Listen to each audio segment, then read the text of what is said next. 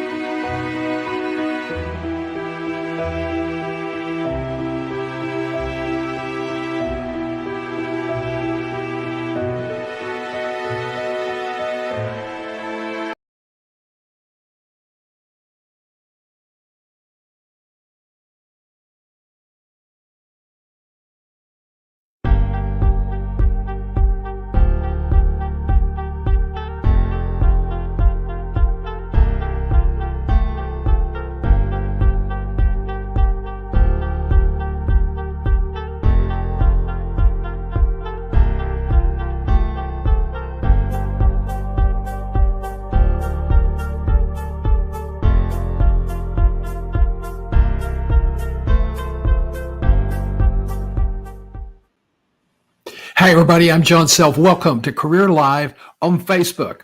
In Tyler, Texas, we're about an hour and 10 or 15, 20 minutes, depending on how fast you drive, east of Dallas, in the just to the west of the Piney Woods curtain.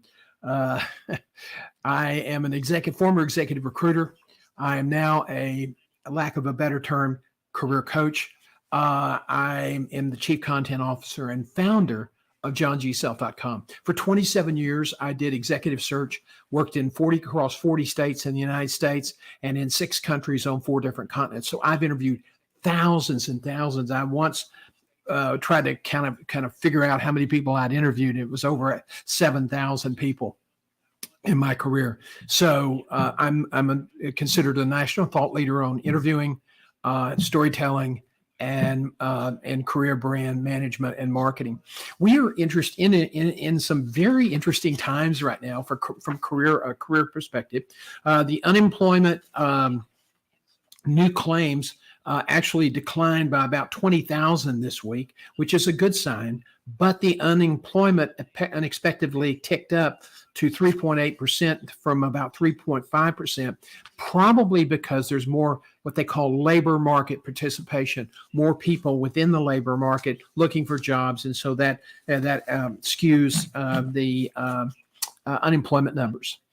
I can tell you this, that if you're looking for an hourly job, wait job, something like that, there are a lot of jobs out there. There are about 1.6 million people on unemployment claims. There are about 7 or 8 million jobs theoretically available. However, I will tell you this, that some of those jobs are not being actively filled or marketed. And if you are a manager or an executive and you are competing in that market, regardless of the industry, it is extremely, extremely competitive. And there are a lot of people who have gone through a lot of rejection. And they're working hard, they're doing all the right things, but they run into local candidates, run into boards that don't know their own mind. They run into boards that make bad, stupid decisions. But that's just part of it. And so the best thing you can do is you can't give up. You keep working to improve your interviewing skills, keep improving building your career network, and things will turn for you and it just takes a long time. It is taking anywhere from 6 months to 12, 14 months for senior level executives in certain industries, and that includes healthcare. So glad you're with us today. We want to start off by telling you about our new career community that's coming, that debuts on Monday at noon Central Time on our website at johngself.com. You go into the website and we'll have an instructional video up this weekend for you to sign up. You will be able to get access to all of our core career management job search courses as part of the low monthly membership fee. You'll have access to our monthly self-perspective thought leader interview, webinars, weekly meetups, and office hours. You will also have access to all new content that we develop, and we will be running probably once a month. We'll be running a live course that will be recorded, and you will have access to that as well. And we'll be updating our existing courses every month, and those will be presented live, and then they will roll over so that you can replay them as many times as you need. Interviewing is one of the toughest things that you can do in a job interview. I started out my career as a newspaper reporter, so I interviewed hundreds and hundreds of people as a newspaper reporter. And as I moved into the area of crime writing and investigative reporting, I had to get people to tell me stuff that they really probably didn't want to tell me. But so I know a lot about interviewing, and we can help you with that. And that, we're always happy to take questions. So today, if you are joining us and you have comments or questions, please drop them in the chat. This is the new time, our new fall schedule, and we're going to work very diligently to build an audience here on Facebook. We're doing a simulcast test today with also on YouTube. YouTube's normal time will be at 7 p.m. In the evening. So we're just trying to find the best time. We had a great crowd this morning on LinkedIn at 7:30 with LinkedIn Coffee. At noon today, we'll be on Instagram with Lunch and Learn. And at 8 o'clock tonight, we will be over into the crazy world of TikTok, where we have our biggest audience. These are about 30 minutes at night. We run an hour on TikTok on Thursday nights because there's just so many people. We last week had almost 4,000 people on the stream. So we're delighted to have you with us today. Let me tell you, let's jump right in and talk about your career community. The work that I do now is largely about teaching. It's largely about presenting information. And over the next 3 to 5 years, there's something that's going to dramatically change that. It's called AI. And AI will be able to answer specific questions, deliver video and information, probably at either low cost or no cost. And so what people will pay for is not necessarily the information, although that will be important, but they're going to pay for the one-on-one coaching and the community. And people need to be part of a community, particularly in a job search, because it's very, very discouraging. You can run into a buzzsaw of rejection. Been there, done that. Anybody that's done business development, anybody that's looked for a job knows that it can be just really frustrating. I once had a client, an applicant that said, John, I want your job. And I said, why?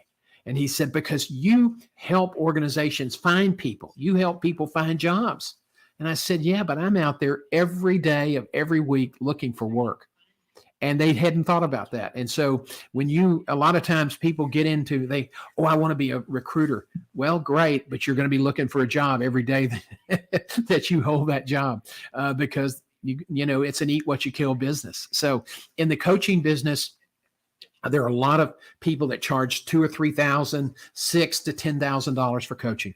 You're going to be able to get a lot of resources for a monthly membership fee of $49. No hooks. Now, if you want to take our premium, outplacement course, then that will be an additional $99 a month. But you can't beat that because you're going to get you'll get 2 live coaching sessions and weekly meetups and office hours where you can ask your questions and get coaching information and insight. So this is an extraordinarily good value, and we're doing this to build a sizable community. We want to make it affordable, and we want to hold each other accountable. We are going to hold you accountable to be involved and participate, to plan your career if you haven't planned it, to start building your network. And so we'll challenge each other to get those things done. And we want you to hold us accountable for the quality of the material we put out.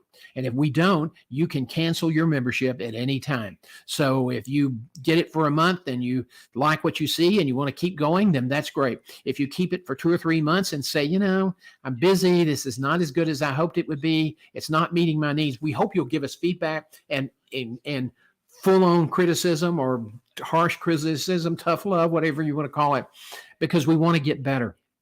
If we hold each other accountable, we will get better. So I'm really looking forward to this challenge, and we hope that you'll start this journey. Now, our regular courses, the outplacement and coaching, there will be, if you don't want to become part of the membership community, that's fine.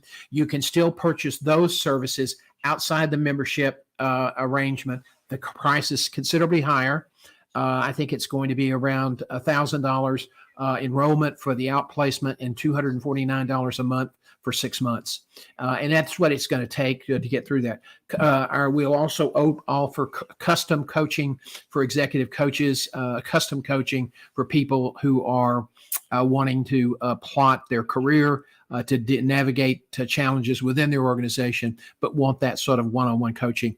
And that will be in the membership community, offered at significant discounts. It's probably the external price is around $225 an hour because that includes all the prep time to get ready for each coaching session. And inside the membership, it's $100 an hour. So we hope that you'll check out some of our offerings. Now, the program goes live around noon on Monday. Hopefully that there's no technical glitches that we haven't planned for. And so we hope you'll take a look, and we hope you'll join us. And we will work very, very hard to make this an exciting and rewarding membership community for you to belong to. A friend of mine, T.D. Schmeyers, is going to be our first interview. Now, the first 2 or 3 months, Our self-perspective full-length interviews will probably be offered as a marketing device. So it'll be offered outside the membership. But after the first 3 months, all of those interviews will be members-only events. And but TD Smyers will give you a great taste of the kind of quality people we hope to bring into the network. And we're going to have to work real hard to make it good, and we will do what we need to do to make this valuable for you. TD Smyers was a naval captain, was an aviator who was commanded a submarine detection warfare unit in Jacksonville, Florida. Flew the P-3 Orion prop jets so that they could scan for Russian and Chinese submarines. And others that who might have been lurking off the coast. And he was in the Navy for 31 years. His final assignment was commanding the Joint Air Force Base and Naval Air Station at Carswell in Fort Worth. And he is a remarkable leader, a remarkable coach, and has had a great military career and a great career in the civilian sector. He ran the regional division for Red Cross, and then after that did work with United Way in Fort Worth. He spent a couple of years sailing the Caribbean with he and his wife on a catamaran. So he's a fascinating guy, but he used a term that we want to kind of borrow. It's a naval term. And when officers come up before the promotion board, the officers on the promotion board, they're trying to select the best people for the available billets or available slots. And one of the things they look at are the fitness reports and to see who has the best record of sustained superior performance. And so that's what we want our community to be about, holding each other accountable to deliver a sustained superior performance. Us in our content development and delivery to you, and you in your career, in your jobs, and your family, and leading your family, and in other aspects. We're going to be continuing our weekly YouTube videos, and we'll be doing some other things, including revitalizing the newsletter. That's been a challenge because we had trouble with the email service, and so we're going to go back in and really do some work on that. We may even convert that to a video newsletter, so let's just see how that goes. So look for over the weekend, Friday afternoon, and over the weekend for our video that's going to be explaining your career community, and the benefits that you will have. And then Monday, we will be around on doing a live event on Monday at noon to get people to sign up. And we hope that you'll join us. We know it's not going to just blow up overnight, but we've got some founding members that are already ready to go. And so we're really excited about this. And we hope that you'll give us a try. Let's see if there's anything else I want to share with you. Let's get into some career questions that have come in this morning. I think this is, sometimes we get the people say that the best information they get is when they get questions answered. Now, if you have questions, drop them in the chat. We are on StreamYard, and we will be able to pick up off YouTube and the 2 Facebook channel feeds that we're running this morning. Let's see. You use the term job search ready. What has happened to make it such a high priority, and what does it mean? Okay, job search ready means that if you get tapped on the shoulder that this is your last day because of cutbacks, or you didn't get along with your boss, or whatever reason, that you have a resume that's ready to go, that you understand your value proposition, your value brand statement, that you have a network that's up to date, that's aligned with your career plan, that you have a career plan, that you know what part of the country you want to go to next. You want to know you've targeted companies that you would like to work for next. So you have all of that stuff in a plan, actionable. Now, that doesn't mean that you rush out within this 20 minutes of getting the tap on the shoulder and start applying for jobs. Don't do that. That's a huge mistake because I'm going to tell you something. You may have hated the job. You may have not liked the people you were working with, and you may have, in your heart of hearts, you may have said, this is not going to work out well. It's coming to an end. But when it happens, whether you expected it or whether it's a surprise, it is a very emotional time in anybody's life. And I've had it happen to me a couple of times, and it was disheartening. And one, it was the best thing that ever happened to me. Okay, I worked for a health system in East Texas, and we got caught in some politics, and was away on a vacation, taking some vacation time, and came back. And that Monday morning, they told me that was my last day on the job. And somebody had gone through my desk and had found something that they thought was not what it was. And they did not rescind the termination, but they did offer me a reasonable severance package once they realized they had made a little bit of a mistake. So you want to be job search ready. And I wasn't. And believe me, when you're not job search ready, it will extend your job search. It will take longer. People who are job search ready, people who plan, people who've invested in their career network, find better jobs faster than those that don't. If that's not reason enough to be job search ready, there it is. I spent 3 hours going over the operational information of a potential employer who was recruiting me to be their CEO. They have some significant challenge, but no one asked me a question regarding those challenges. I felt like I wasted my time, and I did not advance. What are your comments? I think you did waste your time. Okay. Now, first of all, I applaud you. Kudos, big time, for taking the time to understand their operations and to get prepared. But let me probably try to shift your priorities a little bit. Understand the operations, but they're not bringing you into town for you to impress them that you've dug into their operations and spent 2 or 3 hours trying to master all the minutia of their key performance indicators. Don't do that.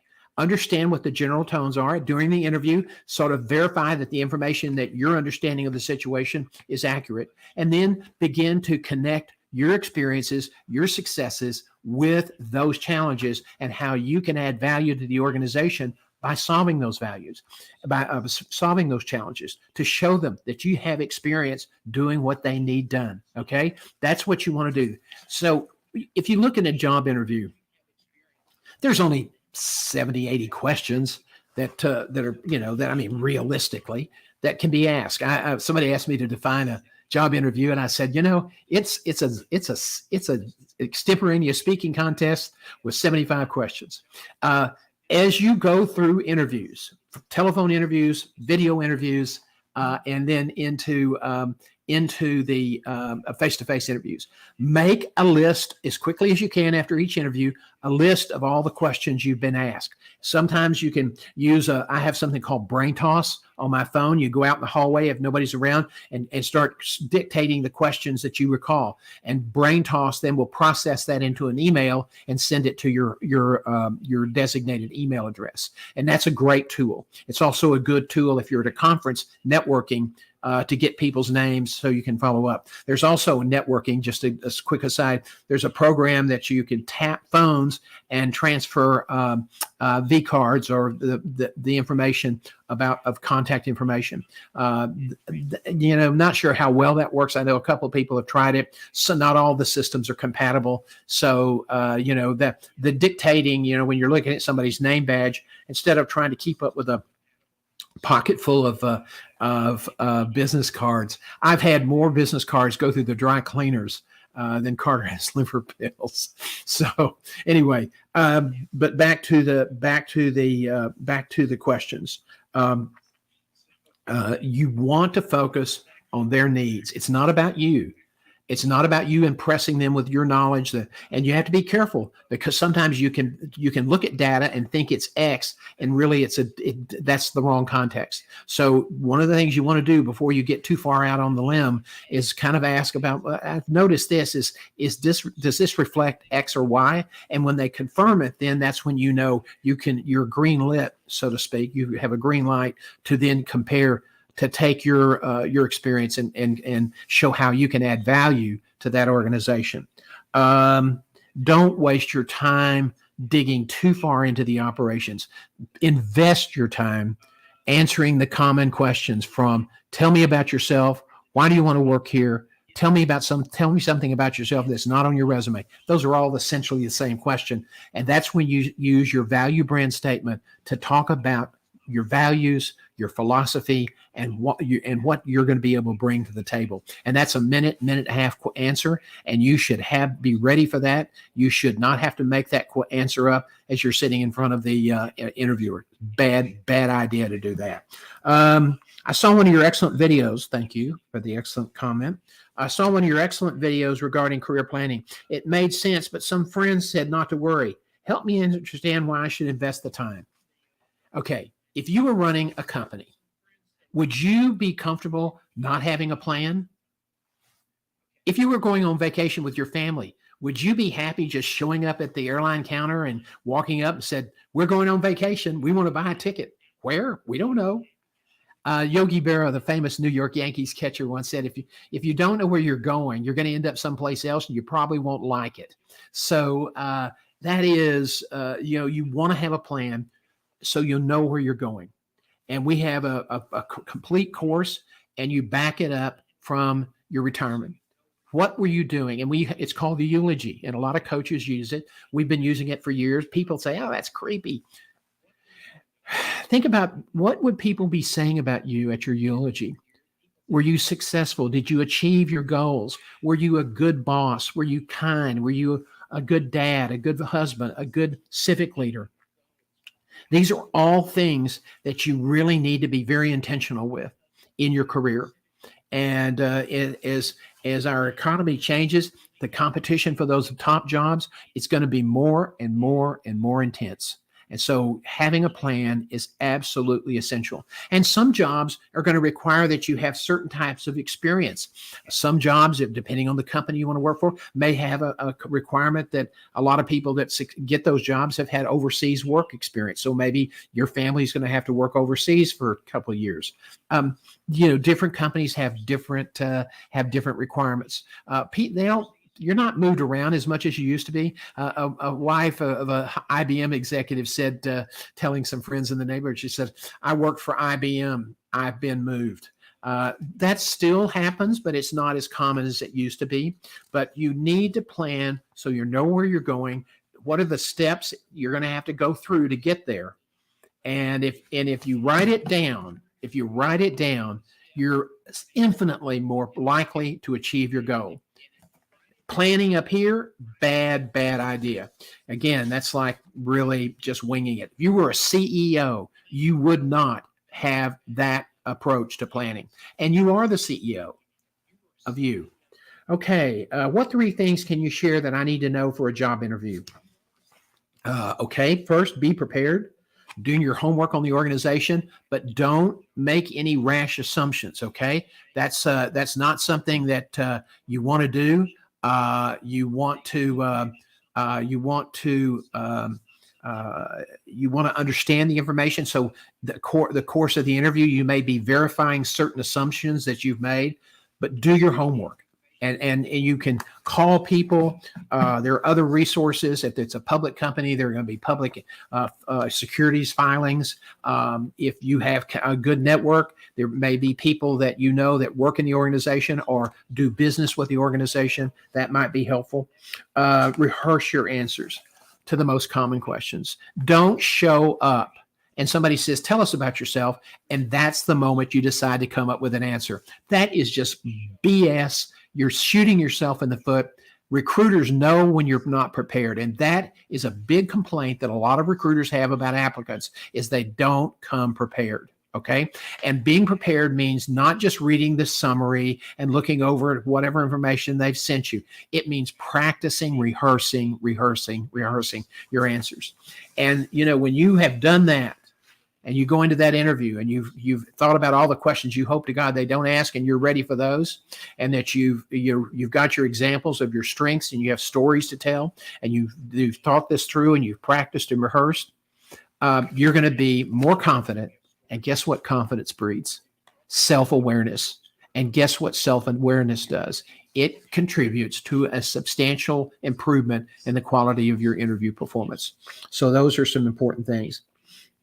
Now, the one thing that you need to be aware of is, hey, this is not about you. I mean, you may need a job. You may have been out of work for 6 or 8 months or a year, and you may be getting low on cash, and you're getting a little bit antsy, desperate. But you got to remember, this is not about you. When you make it about you, you're basically saying, why don't you go ahead and eliminate me? Okay. This is something that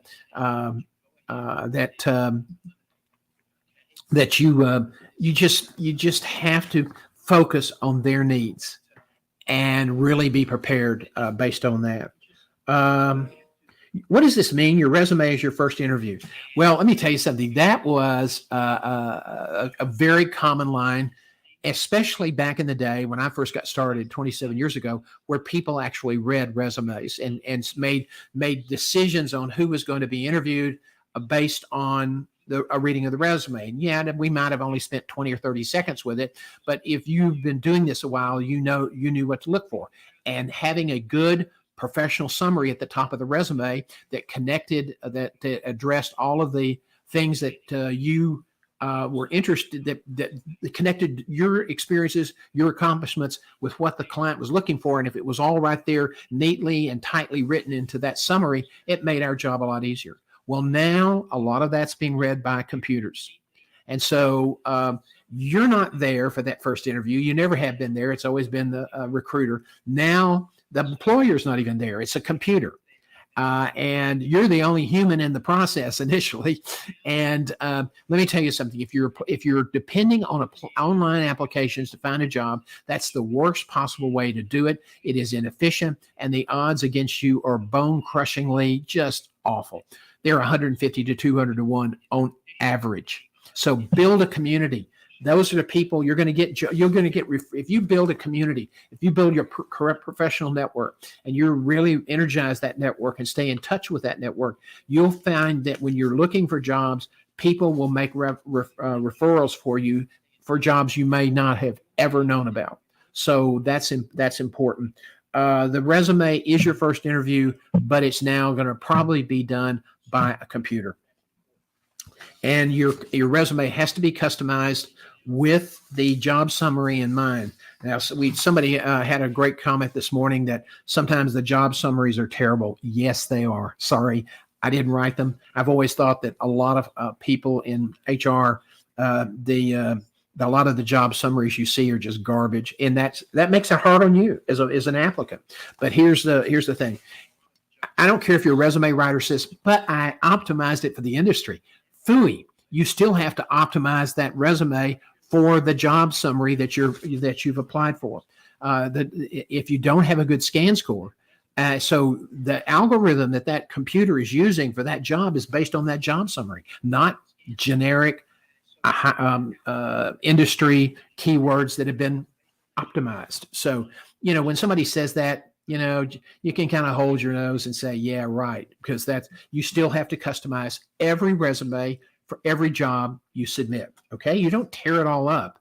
Now, if you want a free resume guide, this was a resume guide designed for managers and executives. It was designed through my work at the American College of Healthcare Executives, working with recruiters, internal and search firms. And we all sort of sat down and shared our ideas on what a good resume was about.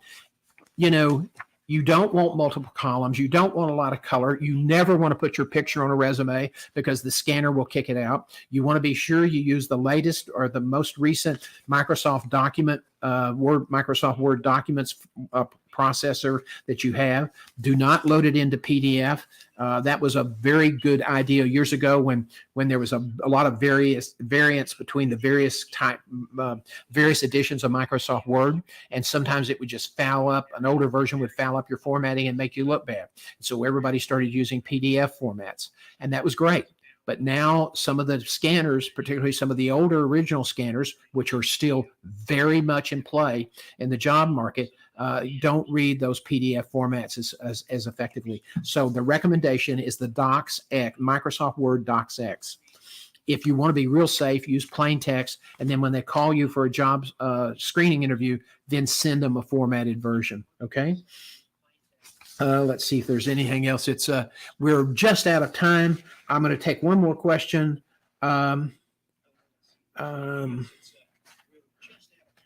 somebody said this, that they were in an interview and somebody said something in an interview right before lunch that was just a downer. I mean, it was the ultimate buzzkill. And for this person, it was kind of a non-starter. I mean, if that was the case, he was not going to be interested in the job. And he said, I've traveled all this way, I've done all this work, and he was just deflated. And you could just see the air come out of his bag as the balloon deflated. Well, he went to lunch and he was subdued and really feeling sorry for himself. And that afternoon, after the second or third interview, but right before the final interview, he met with the CEO, and lo and behold, he found out that was total BS, that the information been told was not even close to being accurate. But guess what? By that time, he'd already done enough damage because everybody thought he's not interested. He doesn't have much energy. And so he was eliminated, and he shot himself in the foot. So listen, even if you hear terrible stuff, keep the energy level up. Okay, because you may have made a mistake, you may have misunderstood something, and at the end of the day, the goal is always let the decision be yours, not somebody else rejecting you. Okay, I hope this has been helpful today. If you're a loyal YouTube viewer, we'll be back on YouTube tonight. We're just kind of testing to see which segment is a better time for YouTubers. We're building our audience there, but we'll be live on YouTube at 7 p.m. this evening with additional information on our career community concept and answering more of your questions. Thanks for joining us, everybody. Have a great day.